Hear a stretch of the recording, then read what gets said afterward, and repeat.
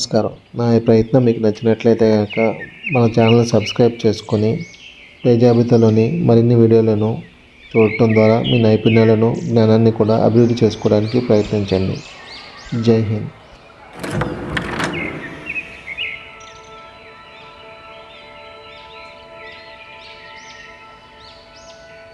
Please like, share and subscribe for more videos. Thank you. When facing e4, if black wants to play a counterattacking system which blends flexible positional maneuvering with the potential for active, fighting chess, then choosing an e6-based Sicilian defense is a good option. We reach the E6 Sicilian after the moves e4, taking space in the center and preparing to grab more space with d4. Black can discourage this with the counterattacking move c5, fighting for the d4 square and immediately imbalancing the pawn structure. This move turns the game into the counterattacking Sicilian defense. White continues to develop with knight f3, preparing to open the game with d4 on the next move. Some of black's sharpest options in the Sicilian start with d6, but another path is to play e6. This move is typically less demanding than the d6-based Sicilians. It helps support the center with a possible d5 pawn break in the future, and is a flexible setup that can transpose to many different variations within the Sicilian. Our main focus is to examine the lines after white's most direct attacking idea, turning the game into the Open Sicilian with d4. White opens up lines in the center and hopes to create an active, fighting game.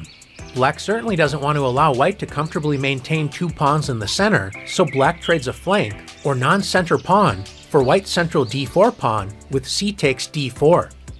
White centralizes the knight and recaptures the pawn with knight takes d4.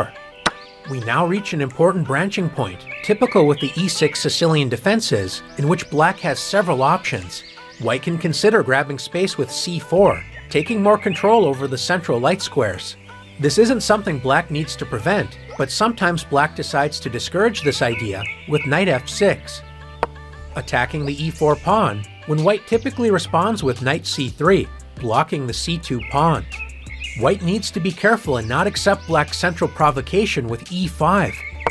Attacking the knight, as this falls for the trap queen a5 check. Double attacking white's king, an unprotected pawn on e5, so black will simply win the e5 pawn on the next turn. Instead of falling for this trap, white should play knight c3, developing a piece and protecting the center. At this point, black can play knight c6, turning the game into the four knights variation, but it's important to be aware of the tricky sideline, bishop b4, pinning white's knight and threatening knight takes e4. This line, known as the pin variation, can be tricky, but if white avoids the tactical pitfalls, black will be put under serious pressure. In order to fight for a serious advantage, white should play e5, immediately challenging black's knight. If black plays knight e4, this allows tactical complications, but if white is well prepared with queen g4, attacking the unprotected knight and g7 pawn at the same time, then black is in serious trouble. A better attempt for black is to play knight d5, attacking white's pinned knight from a more secure square.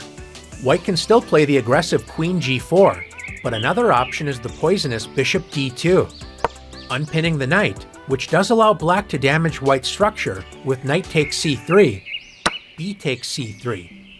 After allowing this trade, white now has an isolated pawn on a2 and doubled isolated pawns on the c-file. This appears especially problematic as black didn't even have to give up the bishop pair in order to damage white's structure, but after retreating the bishop to safety with bishop e7, white may have a compromised structure, but enjoys both a space and time advantage. Notice black's pawn on g7 is undefended, so this allows white to create a dangerous attack with queen g4, attacking the weak g7 pawn. If black decides to castle, then white can take advantage of the pinned g7 pawn with bishop h6, threatening checkmate and winning material. If black decides to push the pawn with g6, this move severely weakens the dark squares, especially the f6 and h6 squares. The move g6 also serves as a hook, so white can later play h4, h5, initiating a serious attack. One solid move for white is to first play queen g3. This secures the potentially vulnerable e5 pawn, allowing white to play moves such as knight b5, adding pressure against the weakened d6 square. since white will also likely play h4. If black tries to prevent the pawn from advancing with h5, this will no longer gain a tempo against white's queen, which is no longer on g4. The pin variation is tactically tricky, but against a well-prepared opponent, black should not expect an easy life. Since the pin variation doesn't promise black a good game, black sometimes decides to keep the dark-squared bishop on the king side and secures the center with d6.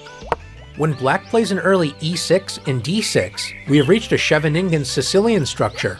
Black accepts a space disadvantage in the center, but builds a solid, compact structure that isn't easy to break down. As can be expected, white has a wide variety of choices, including bishop e2, bishop e3, as well as f4, just to name a few. But by playing this move order, black has to be ready to face the dangerous Keres attack with g4. Instead of focusing on development, white strikes on the king side, grabbing more space and trying to disturb black's knight on f6. Sometimes black allows white to harass the knight with g5 on the next turn by playing a move such as knight c6, but more common is to slow down white's ambitions with h6, trying to discourage g5 for the time being. White can continue with moves such as bishop g2, h3, or even rook g1, but white can directly attack on the king side with h4. Since g5 is not yet a threat, thanks to h takes g5, taking advantage of the pinned h4 pawn, black can decide to add pressure to white's center with knight c6. White prepares to invade enemy territory with rook g1, preparing g5. One interesting idea for black is to play the surprising h5, attacking g4, and trying to provoke white into playing g5, when black's knight can jump into enemy territory with knight g4, creating active counterplay.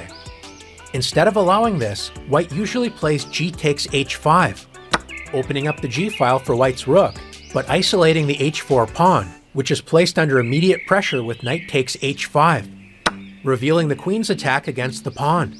White combines defense and attack with bishop g5, securing the h4 pawn for the time being and attacking black's queen. In order to fight for reasonable chances, black must be well prepared to face this dangerous attacking system. Instead of playing knight f6, black can turn the game into the Taimanov variation with knight c6. The Taimanov is a flexible variation, allowing several different piece setups and plans. Black can decide to play for safe, relatively solid positions, or accept greater risk to increase fighting chances. Even without knight f6, attacking e4, white will often play knight c3. However, white can decide to take space immediately with c4. But the time spent to take space allows black to develop rapidly with knight f6, adding pressure against e4, when after knight c3, white's center comes under serious pressure with bishop b4. Unlike the pin variation, black is better developed, and the knight on c6 prevents an immediate e5, which proved problematic in the pin variation. By playing c4, white has more space, but black's active piece play and pressure against the center promises black a reasonable game. Instead of playing c4 immediately, white can prepare this plan by first playing knight b5, threatening knight d6 check, provoking black to play d6. Now that black's dark-squared bishop is blocked by the d6 pawn, preventing any bishop b4 ideas, white can now play c4. White grabs space when play may continue with knight f6, attacking the e4 pawn. White continues to develop and protect the center with knight 1 to c3. White enjoys a space advantage, but at the cost of time, so black can play a6, forcing white's knight to move again with knight a3. Not exactly an ideal square, but this knight can later move to c2, eyeing important central squares such as e3 and d4. Black continues to focus on development with bishop e7. White responds in kind with a sensible developing move, bishop e2, allowing both sides to castle.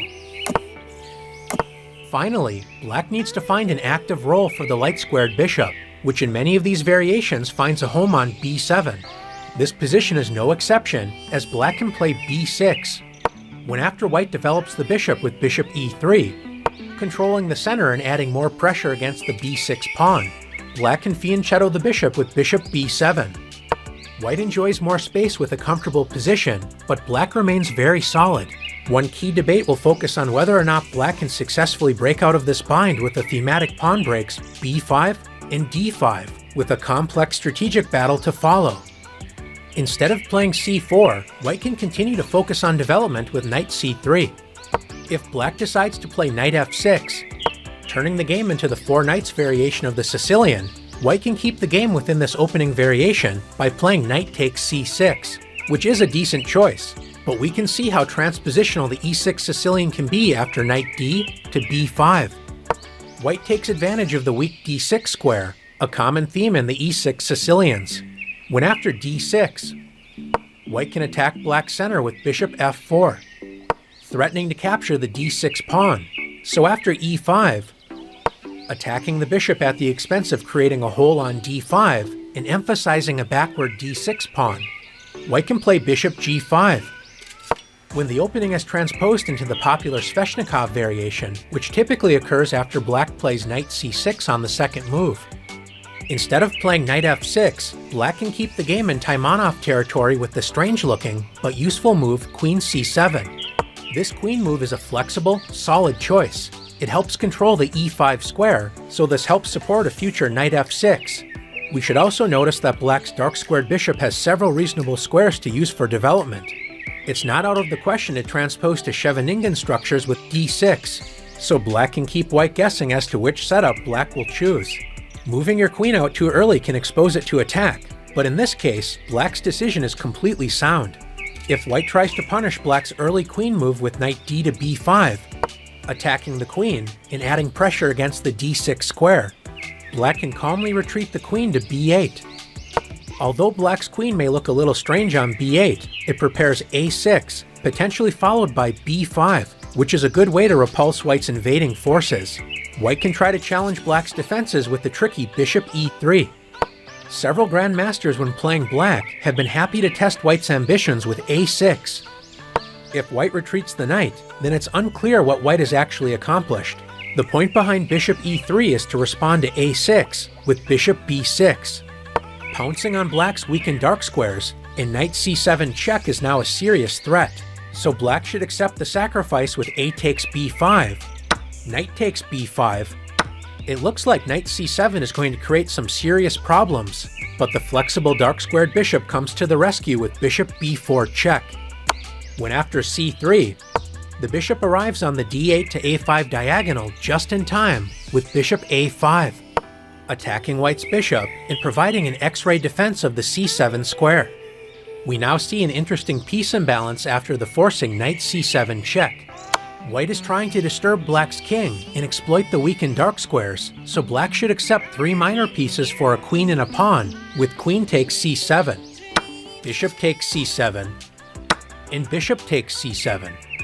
When the smoke clears, black enjoys the bishop pair, as well as three minor pieces against white's queen and currently undeveloped forces, so black should look forward to reasonable chances in this imbalanced position.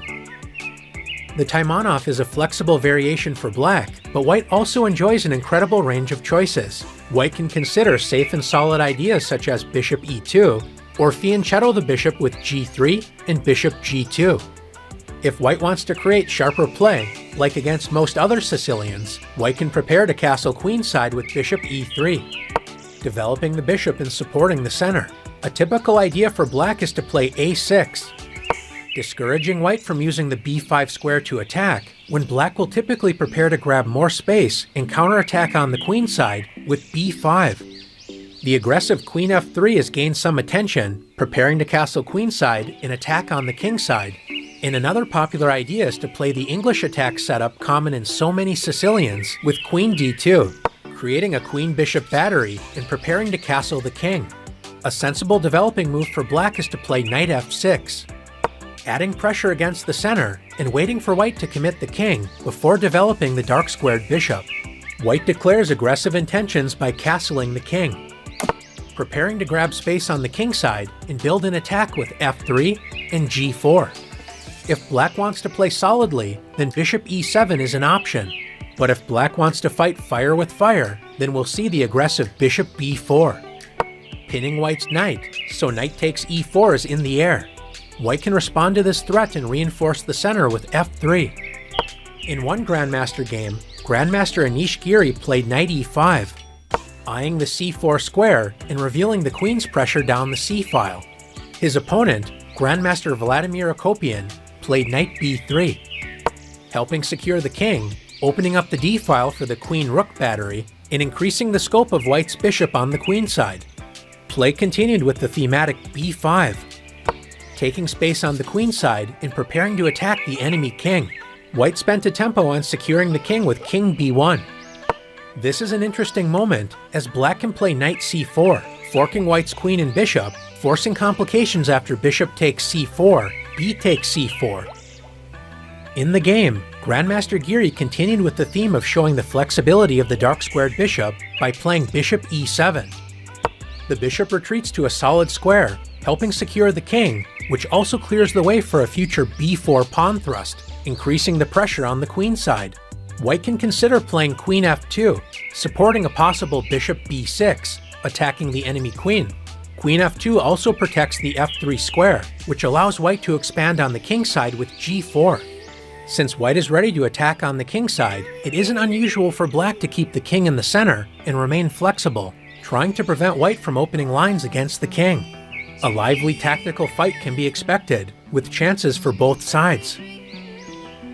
Knight c6 can lead to the flexible Taimanov variation, but black sometimes takes flexibility to another level with a6. This surprising pawn move brings us to the con, sometimes known as the Paulsen variation. The decision to play a6 delays black's development, reserving the decision where to commit the knight on b8, as well as the dark-squared bishop. Not only does a6 protect the b5 square from invading pieces, it also prepares the typical strike b5. Since black is not applying any pressure against white's center, this affords white great flexibility with how to continue. White can take space with c4, reinforce the center with bishop d3, or play the common developing move, knight c3. There are no shortage of ideas in the con. Black can play b5 immediately, transpose into the Taimanov with knight c6, or remain flexible with queen c7. A move we explored in the Taimanov variation. The e6 and a6 pawns restrict the activity of white's light-squared bishop, and since e4 will often come under pressure, white's most common move is bishop d3, supporting the center when knight c6 and bishop e3 transposes directly into the Taimanov, a popular decision in this line. It's worth noting that although black is falling behind in development, white should not try to follow the recipe of the English attack with bishop e3, queen d2, and castling queenside, hoping to destroy black's underdeveloped position. If white blindly follows the plan with bishop e3, not a bad move within itself, but after knight f6, queen d2, white's attacking dreams will be quickly shattered after bishop b4, pinning the knight, so e4 is under serious pressure. After white plays f3, by playing a6, instead of knight c6 on the fourth move, black's queen enjoys immediate pressure down the c-file against white's pinned c3 knight. This move order nuance allows black to strike in the center with d5. If white plays e takes d5, then black will intensify the pressure against the pinned c3 knight with knight takes d5. If white tries to reinforce the center with bishop d3, white is in for a rude awakening after e5. Unlike the Taimanov variation, white cannot capture a knight on c6, so after a move such as knight d to e2, black can play the powerful d4, forking white's bishop and pin knight, simply winning material as white's position is collapsing. This means the con variation isn't an opening that can simply be rolled over with aggressive play. Instead of playing knight c3 immediately, another popular option for white is to play bishop d3. By not playing knight c3, white remains flexible, reserving the option to play a light-squared bind with c4. Black sometimes plays knight c6, but another interesting idea in the con is to immediately attack the now unprotected knight on d4 with bishop c5. White typically retreats the knight and gains a tempo against the bishop with knight b3. One solid plan for black is to play bishop e7, satisfied with provoking white's knight to the less active b3 square, when black will often play d6, creating a small but stable center with a solid position. Another interesting way to take advantage of the a6 pawn is to play bishop a7. The dark-squared bishop uses the a7 square to maintain pressure against white's king side. After white castles the king, It's important that black avoids playing knight f6, as this allows white a strong attack after e5, knight d5, and queen g4. Black's exposed kingside is under attack, allowing white to develop a strong initiative. Instead of knight f6, black can play knight c6, or decide to develop the knight more flexibly with knight e7. Notice if white tries to attack on the kingside with queen g4, black can calmly castle. Since bishop h6, trying to take advantage of black's pinned g7 pawn leads nowhere after knight g6, unpinning the pawn and threatening g takes h6. Instead of trying to immediately attack, a more common plan for white is to take space with c4, clamping down on the light squares before playing knight c3. Black continues to develop with knight b to c6. The bishop on a7 can prove quite annoying for white, so one positive idea is to prepare to exchange it with queen e2. When after black castles, white can play bishop e3, neutralizing black's dark-squared bishop. It's possible for black to immediately exchange bishops with bishop takes e3, focus on creating a small but solid center with d6, or as Grandmaster Yu Yang-yi played, strike in the center immediately with d5. His opponent traded bishops with bishop takes a7, recapturing the piece with rook takes a7. The rook on a7 is somewhat awkwardly placed, but black has an otherwise solid position, actively fighting against white's light-squared bind in the center. The E6-based Sicilians offer flexible play, including positionally rich maneuvering games, as well as the possibility to counterattack your opponent and provoke tactically sharp positions. If you enjoy counterattacking in the Sicilian, and you like the idea of avoiding forced positions to allow more room for positional play, then an E6 Sicilian may be the choice for you.